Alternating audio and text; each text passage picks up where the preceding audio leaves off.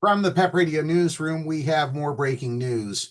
As a follow-up to the story we reported earlier about the shooting at a Mormon church in Grand Blanc, Michigan, a gunman opened fire inside a Church of Jesus Christ of Latter-day Saints chapel in Michigan during a Sunday service and set the building ablaze, killing at least two people and injuring eight others before police shot him, authorities said.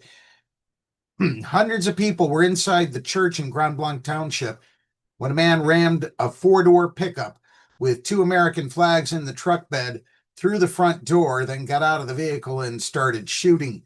Police Chief William Renier told reporters. Investigators believe he deliberately set the building on fire, Renier said. Officers responded to a 911 call and were at the church within 30 seconds and killed the shooter about 7 minutes later, Renier said. After the suspect left the church, two officers pursued him and engaged in gunfire, the chief said. Flames and smoke could be seen pouring from the church for hours before the blaze was put out. Renier identified the suspect as Thomas Jacob Sanford, Sanford, age 40, from neighboring Burton. Renier did not specify a motive at the news conference on Sunday evening. Police condoned off the street leading to the suspect's home. Renier said one of the wounded people was in critical condition Sunday evening and seven others were in stable condition. Earlier in the day, Renier had said authorities believed they would find more victims once they could sift through the wreckage and find where the fire was. And if that weren't enough, we have this breaking news from North Carolina. A mass shooting that shattered the evening tranquility of a picturesque seaside town in North Carolina was a highly premeditated attack that left three people dead and five injured, police said on Sunday.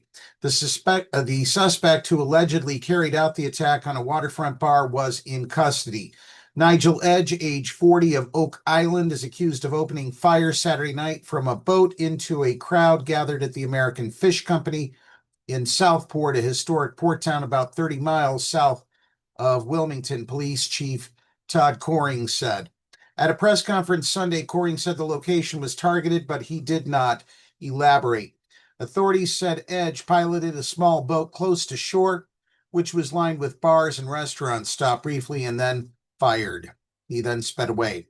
Roughly half an hour after the shooting, a U.S. Coast Guard crew spotted a person matching the suspect's description, pulling a boat from the water at a public ramp on Oak Island. The person was detained and turned over to the Southport police for questioning, officials said. Edge is charged with 3 counts of first-degree murder, 5 counts of attempted first-degree murder, and 5 counts of assault with a deadly weapon. He could face additional charges, Coring said. The weapon used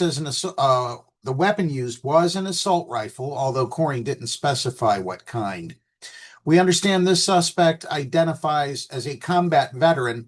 He self-identifies. Injured in the line of duty is what he's saying. He suffers from PTSD, Coring said, referring to post-traumatic stress disorder.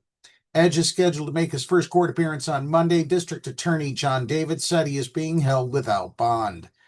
Among the 5 people hospitalized with injuries, at least one is now clinging for their life, David said. Some of the victims were vacationers from out of town.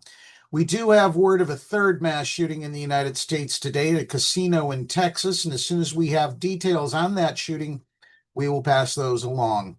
For now, from the PEP Radio Newsroom, that's the news for now, and I'm Dave Moore reporting.